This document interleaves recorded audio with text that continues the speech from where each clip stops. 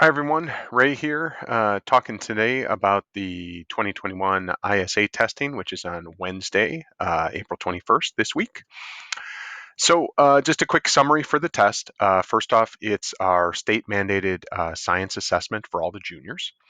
Um, it is an online assessment consisting of 3 different modules that you'll be able to monitor. This is why each of you were given an account through ISB Teach, and that's so that you can be able to go in to monitor the kids when they're testing to make sure that they have submitted their tests when they're all done, um, and potentially be able to help them if they need any restarts as they go through. So the students access their tests because it's online using their Chromebooks and actually individual access codes, which sometimes in our directions we refer to as testing tickets.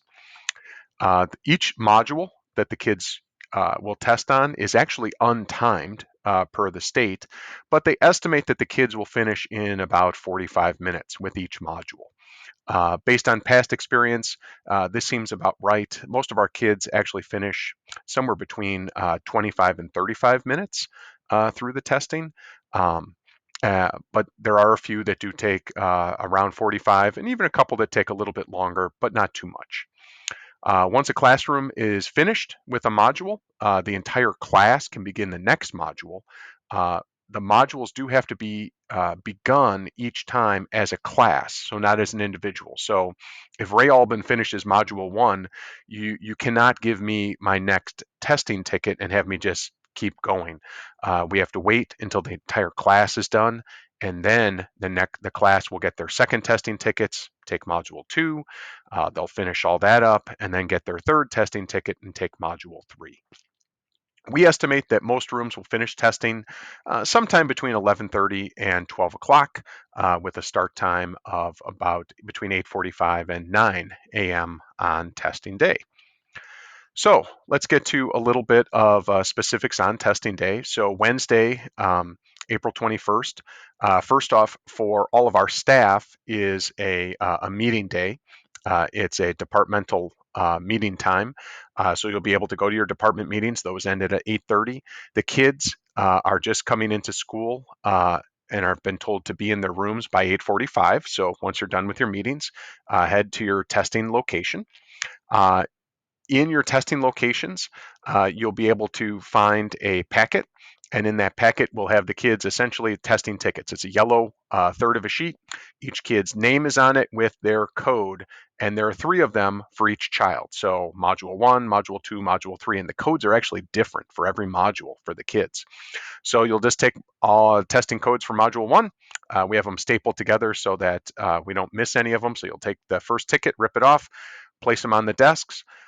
We have 2 different venues for testing. So in our classrooms, we have about 12 classrooms and they have 12 kids in them each. So simply space them out in the classrooms, have them all face in the same direction, but space them out, give them as much social distancing as possible. In our large venues, places like our cafeteria, like the main gym west side, or the West Gym, we have testing tables set up. So there, uh, once again, you'll take your testing tickets and just place them on the desks. Um, it doesn't really matter whether you go across the rows and snake the tickets or up and down. Either way, you snake your tickets, and then the kids will come in, find their desk to sit at, and they just sit down there with their Chromebooks and a headset if they want their headset, because the kids will have the ability to use a text to speech feature where they can hear the test read to them if they choose. If the kid doesn't want a headset or doesn't want to use that feature, they don't need to bring their headsets. Once the room is sort of ready, you have the kids open up their Chromebooks. But here's really sort of the kicker. We use the platform for the testing. The child doesn't go into Google. So lots of these kids you're going to find they haven't logged out of Google in a long time. So you need them to log out of everything. All right. And it actually really helps if they log out of everything and restart their Chromebook. Amazingly enough, a lot of the student Chromebooks haven't been restarted in a long time. So that completely logging out of everything and restarting is really helps to make sure that the entry into the test is smooth. Once the kids are all logged out and they're on their actual start screen, the screen that they would log in to get into everything, which is also in the what's the kiosk mode. So I've been told from IT, they're going to go to the lower left side where there's an apps key, and they're going to click on the apps key, and they're going to look for the program that says ISBE ISA 2021, and they'll click there. And when they click, it rotates them in a little bit, and it asks for a code, the very first code to be able to get ready to start the testing. So if you're having difficulty, once the child, first off, if the child has to make sure they've all logged out. Secondly, make sure they've restarted their machine. And after that, if you're still having difficulty getting into the test, you're going to want to email l.helpdesk. All right. So all of IT and myself and several others are now on this email. So if you email l.helpdesk at D128, then someone is going to come to your room. All right.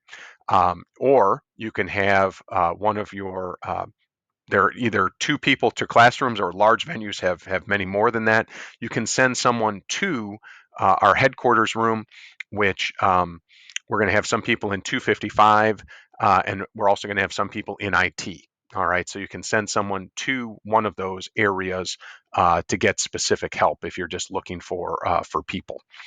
So you'll go to get help if needed, or help will come to you if you email us, and we will be there to help the kids get into and get ready to start the test. So the kids, once they get into the program, the first thing they have to do is they have to enter a code. So they enter a code, and then their name should pop up. All right, and it's at this point they want to check, do the names match? All right, if the name doesn't match the code, again, you're emailing l.helpdesk, and specifically then I'm probably going to be coming and seeing what's going on. And this is where you want to read the directions to the test. So there are some intro directions that you've all been emailed. You just have to read it once for this first module of the test. So you read the directions, and then finally it gets to a screen or it gets to a point in the directions where it says the students can begin testing. The students click next, and they start their test. When the students finish a module, they have to actually submit their test. And this sometimes gets a little tricky because it involves two clicks. So first they have to click, are you done and do you want to submit? And they click yes. And then it says, are you sure you basically want to submit? And they have to click yes again. And once they do that, they click twice, they are now done with the module. They cannot go back. All right. So it asks them, it prompts them along the way. It tells them, are you really sure this is your last chance to go back? But once they've submitted their test, they can't go back anymore. And that's when they can read if they brought some books with them. But they can do anything as long as they're quiet and they're not really doing any science work. Okay. You'll be able to monitor them on your dashboards. When you log in, you'll see your room full of kids, and you can see where they are. It's not super fancy. It doesn't tell you question by question where they are, but it does tell you that they've started the test and whether they've submitted the test or not. Uh, like I said previously, the test is untimed, but we expect most kids to finish in between 30 and 45 minutes. So just be monitoring the room, and as kids are finishing, when the majority of kids seem to be finished, you want to be seeing that they've submitted their tests. And every once in a while, we'll have a couple of kids that are, still working, and it's quite all right to go up to them and be like, "Hey, how you doing? Um, you know, uh, do you think in 5-10 minutes you'll be able to be finished up?" See what they say. Most of them, that's about as much more time as they need, and just let them finish it up. And once they're all done, and submitted, you get to decide if you feel the room needs a little bit of a break. Go ahead, give the kids a break. If they need to use the restroom, go ahead in between tests. They can also go during testing. They just have to ask you, obviously, your permission. Um, but when you feel it's ready, the kids can all start module number 2 by collecting their first testing tickets, passing out the second, and now they just do the same thing. They log back in, put the new code in, yes, and go.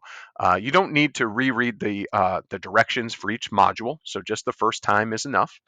Um, and I would say when you're considering giving the kids a break, stretching breaks are fine in between the modules, but as much as possible, keep them in the rooms so that we just don't have kids, wandering the hallways, because we're going to have kiddos in rooms finishing it at all different times. Um, Finally, once the kids complete all three modules, the rooms can be dismissed. And please just sort of be monitoring as best you can that the kids are submitting. If the kids obviously leave and they haven't submitted, you can let me know. Have the ability to fully submit their tests if we have any problems with that. So that really wraps up our directions for the test. Um, the hardest part sometimes is just getting the kids in, and a lot of times, honestly, some of the best things was really just making sure they've logged out and restarted their machines. The last time we gave this test, which would have been in 2019. That was our biggest direction that we found for helping, was just having completely the kids power down their machines, log off, and repower it back up was the best way to get them in. So if you have questions, though, you got email, you got Help Desk. You can send someone, like I said, to room 255 on the second floor. We'll have people there, as well as the IT room on the first floor, and we'll get the kids up and going and testing as soon as possible. Um, and hopefully, it'll be a smooth test. So, thanks for listening tonight, and hope you have a great upcoming week. Thank you much.